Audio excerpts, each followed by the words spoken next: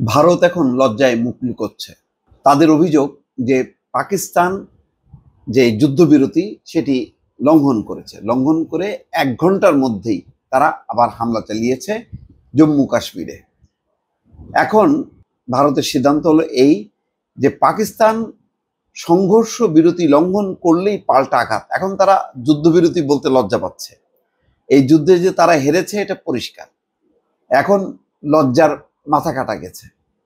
পশ্চিম সীমান্তের কমান্ডারদের পূর্ণ ক্ষমতা দিলেন সেনাপ্রধান। আচ্ছা, যুদ্ধবিরতি যেই সেটা লঙ্ঘন কারা করে? যারা শক্তিধর তারা। যেমন ইসরায়েল করেছে, তারা যে যুদ্ধবিরতির সময়সীমা সেটা লঙ্ঘন করে যুদ্ধ শুরু করছে। পুতিন করে রাশিয়ার। আর এই অঞ্চলে কে করলো? পাকিস্তান করলো। তার মানে বিকেল ৫টা, গতকালকে বিকেল ৫টা থেকে যুদ্ধবিরতি হবার কথা।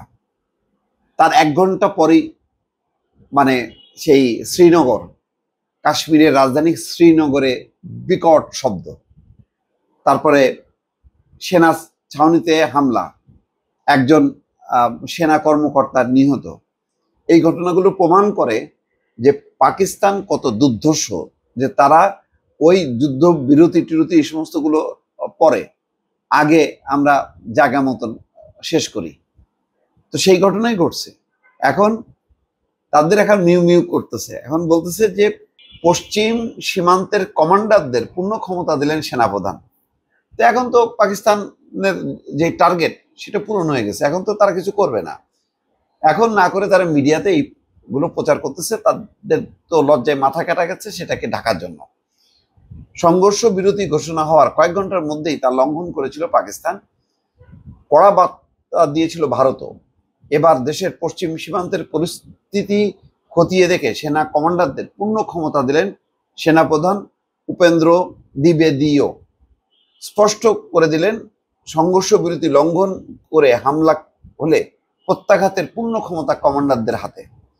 শনিবার বিকেলে ভারত এবং পাকিস্তান সংঘর্ষ বিরতিতে সম্মত হয়েছিল, কিন্তু তারপরেই পাকিস্তান চুক্তি লঙ্ঘন করে হামলা চালিয়েছিল বলে অভিযোগ তোলে ভারত। ভারতের পররাষ্ট্র সচিব বিক্রম মিশ্রি শনিবার রাতে সাংবাদিক বৈঠক ডেকে পাকিস্তানের বিরুদ্ধে কড়া বার্তা দেন। তিনি বলেন, গত কয়েক ঘন্টা ধরে সংঘর্ষ বিরতি লঙ্ঘন করে যাচ্ছে পাকিস্তান। ভারতীয় সেনাও জবাব দিচ্ছে। এই লঙ্ঘন অত্যন্ত নিন্দনীয়, এর জন্য দায়ী পাকিস্তান। ফরেন সেক্রেটারি বলছেন যে ভারতীয় সেনা পরিস্থিতির উপর নজর রাখছে। কোনো ধরনের সংঘর্ষ বিরতি লঙ্ঘন হলে তা প্রতিহত করতে কড়া পদক্ষেপের নির্দেশ দেওয়া হয়েছে। রবিবার পশ্চিম সীমান্তের নিরাপত্তা সংক্রান্ত বিষয় খতিয়ে দেখার একই নির্দেশ দিয়েছে সেনাপ্রধানও। ভারতীয় সেনা এক্স হ্যান্ডেলের পোস্টে বলা হয়েছে, গত শনি এবং রবিবার রাতে সংঘর্ষ বিরতি এবং আকাশ সীমা লঙ্ঘন করা হয়েছিল। তারপরে নিরাপত্তা সংক্রান্ত বিষয় পর্যালোচনায় পশ্চিম সীমান্তের সেনা কমান্ডারদের সঙ্গে বৈঠক করেছেন সেনাপ্রধান দ্বিবেদী। এরপরেই কমান্ডারদের পূর্ণ ক্ষমতা দেওয়া হয়েছে হামলা পরিস্থিতি মোকাবেলা করতে। প্রসঙ্গত, ভারত এবং পাকিস্তানের আগেই দুই দেশের মধ্যে সংঘর্ষ বিরতির কথা ঘোষণা দিয়েছিলেন মার্কিন প্রেসিডেন্ট ডোনাল্ড ট্রাম্প। পরে সাংবাদিক বৈঠকে বিক্রম মিশ্রি জানান, শনিবার বিকেলে ৫টা থেকে যুদ্ধবিরতি কার্যকর হয়েছে।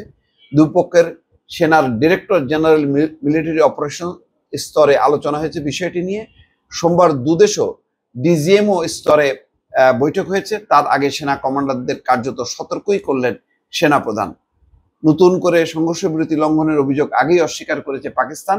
রাতে ফরেন সেক্রেটারি মিশ্রির সাংবাদিক বৈঠকের পর পাকিস্তান সংবাদ মাধ্যমে সেই দেশের তথ্যমন্ত্রী আতাউল্লাহ তারার একটি বিবৃতি প্রকাশিত হয়।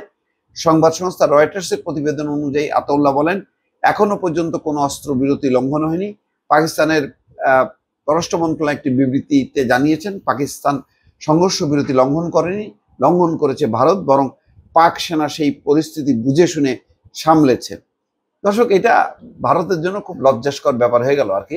যখন পাকিস্তান হামলা করলো তারপরেই সাথে সাথে তারা যুদ্ধবিরতিতে চলে গেল বা অস্ত্র বিরতিতে চলে গেল। বোঝাই যাচ্ছে যে পাকিস্তানের এই চাপ সামাল দিতে তারা না পেরে শেষে আমেরিকার দ্বারস্থ হয়েছে এবং আমেরিকা মধ্যস্থতা করে অন্তত ভারতকে লজ্জার হাত থেকে বাঁচিয়েছে। ভালো থাকবেন। আল্লাহ হাফেজ।